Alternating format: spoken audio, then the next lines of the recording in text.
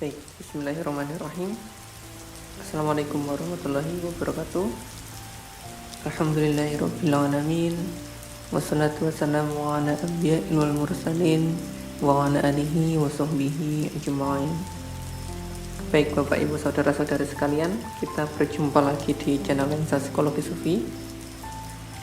Pada kesempatan kali ini kita akan membahas sebuah praktek mendasar yang paling kita perlukan di dalam merawat hati, jiwa atau nafs kita maupun ruh kita ya, yang tidak lain adalah melihat kondisi jiwa atau nafs di dalam diri. Kita awali terlebih dahulu dengan merefresh kembali pemahaman kita akan apa itu jiwa ya, atau nafs. Sebagaimana yang kita bahas sebelumnya, jiwa adalah sifat dari pola interaksi hubungan antara kesadaran individual aku kita ya dengan energi dari unsur biologis atau material kita berupa tubuh kita ini, dan juga unsur spiritual kita berupa hati ruhani atau hati spiritual, sehingga ia pun bisa dikatakan secara garis besar sebagai dinamika energi di dalam diri kita yang senantiasa bisa berubah-ubah, bisa karena tidak sengaja ya dalam tanda kutip melalui berbagai pengalaman hidup yang kita alami, maupun melalui pengelolaan yang disengaja dan direncanakan, misalkan seperti terapi ataupun latihan psikospiritual. Dan juga kalau dalam tradisi pesantren ada yang namanya baiat di dalam sebuah thariqah yang bertujuan untuk mensucikan hati. Misalkan kalau di Indonesia seperti thariqah Qadiriyah dan Naqsabandiyah yang dipimpin langsung oleh seorang guru ruhani atau guru spiritual yang biasanya disebut dengan seorang mursyid. Nah, dan itu yang paling kami rekomendasikan ya, karena mengelola jiwa atau nafs itu sangatlah sulit karena banyak dalam tanda kutip tipuan-tipuan di dalamnya. Kami menyarankan karena kami sendiri pun juga melalui jalan itu selain menggunakan ilmu psikologi. Jadi ini sebagai pengetahuan umum saja ya, siapa tahu bisa membantu dalam praktek sehari-hari. Sebagaimana yang ada pada skema, jiwa atau nafs kitalah yang membentuk kecenderungan dari pikiran, perasaan, dan tingkah laku kita dalam kehidupan sehari-hari. Yang perlu dipahami lebih dalam adalah bahwa yang namanya kecenderungan proses mental atau kecenderungan pikiran dan perasaan itu adalah suatu proses yang berjalan dengan sedikit bahkan mungkin seringnya tidak melibatkan kehendak dan kesadaran individual kita, sehingga ia merupakan proses yang berjalan secara spontanitas atau bersifat otomatis demikian, dimana apabila ada sebuah keinginan ya, yang paling mudahnya seperti makan misalnya, kita tidak perlu memaksakan diri dengan kehendak kita untuk melakukan hal itu kan ya, untuk makan. Kita tidak perlu menggunakan tenaga lebih untuk melakukannya, bahkan kita sendiri pun melakukannya dengan senang hati saja. Nah, itulah produk atau hasil dari kecenderungan jiwa atau nafs kita, yang mana di setiap kondisi bisa berubah-ubah keinginannya. Walaupun ada pula pada tingkat nafs yang cukup tinggi seperti kondisinya para nabi, yaitu pada tingkat nafs rodiyah, mardiyah, lebih kamilah ya, yaitu tingkat nafs 5, 6, dan 7. Keinginan atau kecenderungan proses mental, proses pikiran dan perasaan seperti itu sudah tidak ada lagi. Namun kita bahas kondisi nafs yang dekat dengan kita saja ya, yang sesuai dengan kebutuhan perkembangan kita, yaitu nafs tingkat pertama, kedua, dan seterusnya, dengan harapan bisa sampai pada nafs keempat, yaitu nafs mutmainah, jiwa yang tenang. Baik, kita lanjutkan lagi. Dalam melihat kondisi jiwa atau nafs kita, fokus utama yang perlu kita perhatikan pada diri kita adalah apa yang ada di dalam kepala dan dada kita, tempat jantung kita berdetak. Disitulah sebenarnya juga ada aktivitas dari hati ruhani kita. Nanti kita bahas lebih lanjut ya. Ditambah lagi yang tidak kalah penting, yaitu kesadaran dan kekuatan kehendak kita sendiri di dalam memperhatikan dan mengelola berbagai hal di dalam diri kita tadi dengan berbagai pikiran dan perasaan yang ada.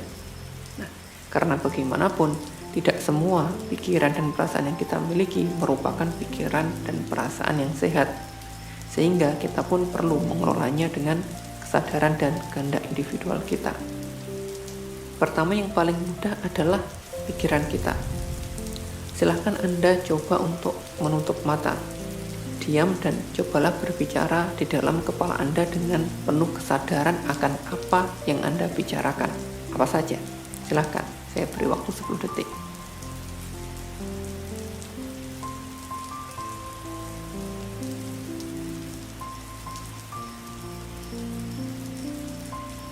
Maka itulah kondisi di mana Anda menggunakan pikiran Anda dengan penuh kesadaran dan kehendak.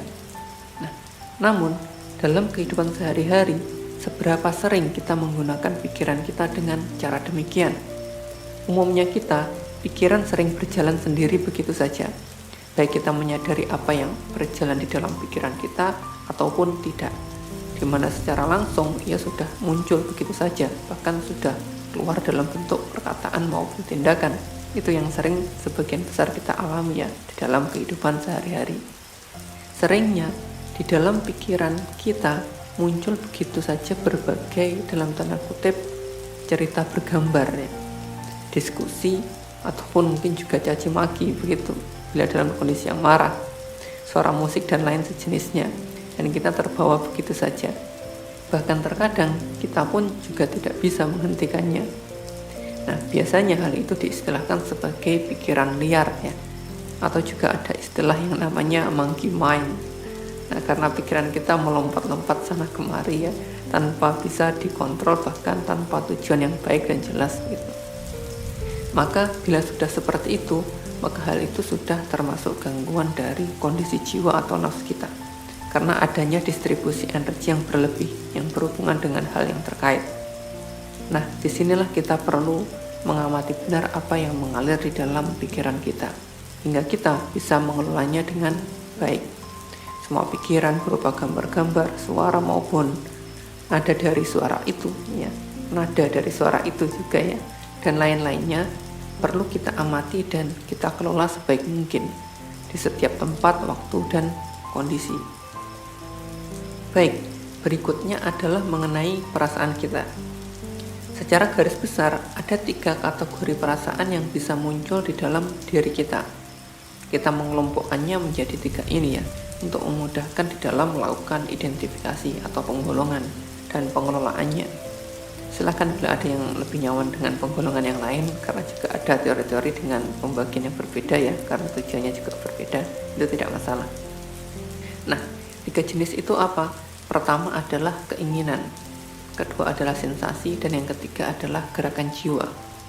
Keinginan itu muncul sebelum kita melakukan sesuatu. Seperti yang kita tahu, ia berupa dorongan untuk berbuat sesuatu, yang pada dasarnya berhubungan dengan kebutuhan biologis serta pengalaman hidup kita, utamanya yang bersifat indrawi bila dalam kondisi umumnya kita saat ini. Kebutuhan biologis seperti makan, minum, dan hubungan seksual, dan juga pengalaman hidup yang garis besarnya seperti keinginan untuk melihat sesuatu ya, yang berhubungan dengan panca indera kita, mendengar, membau, mengecap, menyentuh, ataupun dalam bentuk pengalaman hidup yang lebih kompleks seperti keinginan untuk jalan-jalan misalnya, belanja, olahraga, atau yang sekarang itu yang populer adalah healing ya, dan lain sebagainya. Itu semua merupakan bentuk-bentuk daripada keinginan kita. Sebenarnya juga ada keinginan lain yang lebih bersifat ruhani ya. Namun karena masih sangat jarang kita miliki, saya sedikit berat menyebutkannya. Nanti juga bisa membuat diri kita salah paham terhadap diri sendiri. Nah, maka kita lanjutkan saja. Kemudian yang kedua adalah sensasi. Ini bisa muncul setiap saat ketika kita berada di dalam kondisi tertentu ya. Seketika setelah melakukan sesuatu atau seketika setelah mendapatkan sesuatu. Misalkan seperti rasa senang, sedih ya, yang paling umum ya, haru juga, kemudian tercerahkan mungkin, dan lain-lain. Termasuk juga perasaan sempit, luas, dan jenisnya yang menggambarkan kondisi lingkungan di mana kita tinggal. Sehingga sebenarnya sangat banyak sekali jenis dari sensasi ini, karena ia menggambarkan setiap jenis situasi yang ada yang saat ini kita alami. Sehingga terkadang dan bahkan seringnya tidak ada istilah yang khusus berkenaan dengan sensasi apa yang sedang kita rasakan, sehingga kita pun menggambarkannya dengan sebuah deskripsi situasi yang ada, ataupun beberapa orang menggunakan puisi untuk menggambarkan apa yang ia rasakan, seperti para seniman misalnya. Misalkan seperti gini, Aku merasa melayang di angkasa. Aku merasa seperti melayang di angkasa, bermandikan cahaya bulan dan tidak bisa berkata apa-apa. Nah, itu kan sensasinya sangat khas ya. Jadi sebenarnya bisa dikatakan segala sesuatu memiliki sensasi khasnya sendiri-sendiri, tidak sama dengan yang lainnya. Nah, bila kita memiliki kepekaan jiwa yang cukup untuk menangkap khasnya, maka kita pun bisa memahami hal itu. Itu yang namanya perasaan berupa sensasi. Dan sensasi ini berhubungan dengan kepekaan dan persepsi dari jiwa yang kita miliki terhadap realitas yang ada di dalam kehidupan kita masing-masing. Dan selanjutnya yang ketiga, ini yang paling penting, yaitu adalah gerakan jiwa. Ia adalah sebuah gerakan jiwa yang bisa bersifat pasif ya, atau otomatis, yang seperti keinginan kita tadi, maupun bersifat aktif yang melibatkan kehendak kita. Nah, lebih mudahnya contohnya seperti kesabaran ya, kemudian ketulusan, kebersyukuran, itu pula berbagai penyakit hati seperti yang kemarin, yaitu kesombongan, ketamakan, kekikiran, kedengkian, dan lain-lain. Yang ada pula menyebutnya sebagai dosa hati atau dosa jiwa. Pada dasarnya ia sifatnya mirip seperti keinginan, yaitu berupa dorongan dari dalam diri kita. Hanya saja ia memiliki bentuk-bentuk yang khas dan sangat penting untuk diperhatikan untuk memeriksa kesehatan jiwa atau nafsu kita, yang juga merujuk pada kesehatan hati rohani atau hati spiritual kita. Dengan memeriksa ketiga jenis kelompok perasaan inilah kita bisa mengetahui bagaimana sebenarnya kondisi jiwa yang kita miliki. Sehingga dengan berbekal ilmu yang ada, kita bisa memahami apa sebenarnya arti dari bentuk-bentuk pikiran dan perasaan kita tadi. Ketika ada situasi tertentu misalnya, yang waktu itu membuat kita marah-marah tak karuan gitu. Nah, dengan terbiasa melihat ke dalam diri, minimal kita jadi bisa bertanya-tanya, mengapa saya tadi marah-marah? Mengapa saya tadi berpikir dan merasa seperti itu? Demikian.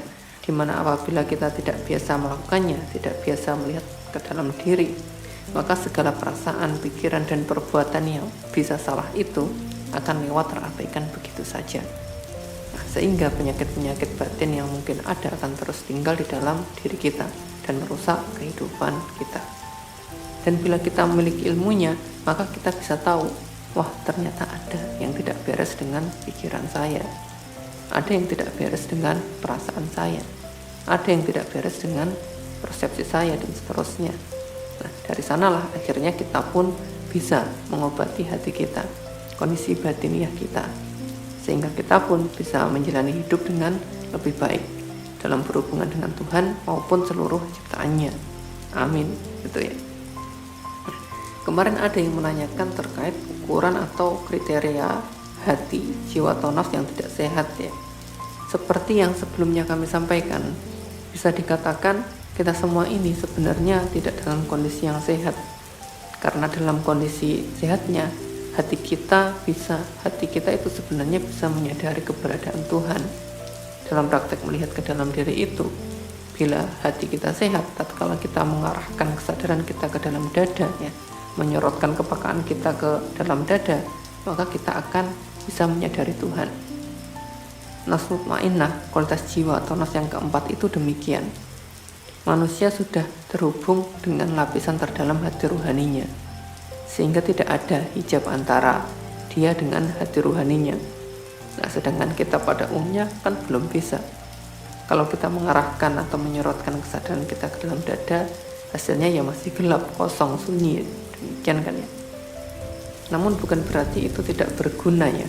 Diamkan saja di situ dalam zikir, doa, atau aktivitas lain dalam hubungan kita dengan Tuhan, karena sesungguhnya disitulah will Tuhan atau rumah Tuhan di dalam diri kita.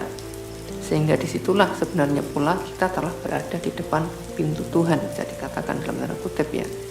Bila Tuhan atau Gusti Allah berkenan, maka hijab antara kita dan dengannya pun bisa terangkat tiba-tiba. Nah, di saat itulah kita akan benar-benar menyadari Tuhan ya. Itu yang digarisbawahi, tidak ada kalimat lain.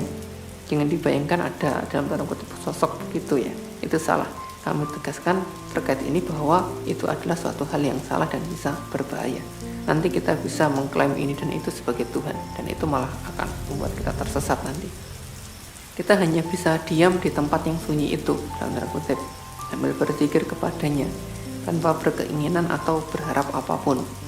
Bila ada keinginan atau harapan agar pintu itu terbuka, dalam tanda kutip ya, kemudian tergambar sebuah pintu terbuka, maka itu adalah tipuan dari nafs lawamah, nafs tingkat kedua kita.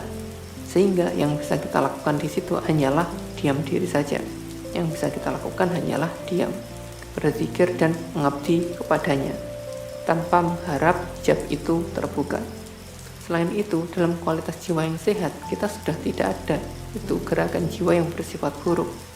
Sehingga sepenuhnya gerakan jiwa kita merupakan gerakan hati ruhani yang sehat, murni bersifat ruhani, seperti ketulusan atau keikhlasan ya, kebersyukuran, kesabaran yang indah, dan sejenisnya, dengan sensasi kepuasan akan segala hal yang kita miliki saat itu. Demikianlah kondisi nafsu mutmainnah yang sehat, tanpa adanya keinginan yang bersifat materi atau indrawi, ataupun yang bersifat duniawi. Demikian. Namun bukan berarti ia menolak dunia ya, atau membenci dunia, itu bukan. Yang diiringi dengan kemalasan, itu bukan ya. Dengan mengatakan bahwa saya tidak mau bekerja karena saya lebih mementingkan satu hal yang bersifat ilahiyah. Nah, mungkin demikian ya, dan sejenisnya. Maka itu adalah gangguan dari ketidakseimbangan pada ruh rahasia atau sir yang kemarin sempat kita bahas juga, yang cenderung dalam tanda kutip jomplang ke kanan. Karena Tuhan juga menurunkan kita ke dunia ini agar kita menjadi khalifah di muka bumi, yang bertugas untuk merawat dan mensejahterakan kehidupan di planet bernama bumi ini, atas dasar untuk mengabdi kepadanya. Nah, kurang lebih demikian. Nah, baiklah, sudah cukup panjang ya. Jadi intinya 3 hal tadi yang perlu selalu kita perhatikan di setiap tempat dan kondisi, yaitu bentuk-bentuk keinginan kita, kemudian yang kedua sensasi yang kita rasakan, dan yang ketiga adalah gerakan jiwa atau nafsu kita. Bila ada yang tidak baik, maka kita berhenti saja sejenak dan kita arahkan dia ke arah yang lebih baik. Baiklah, wallahu a'lam bishawab. Demikian bisa kami sampaikan saat ini. Kurang lebihnya kami mohon maaf. Salam sehat, damai sejahtera bagi kita semua. Wassalamualaikum warahmatullahi wabarakatuh.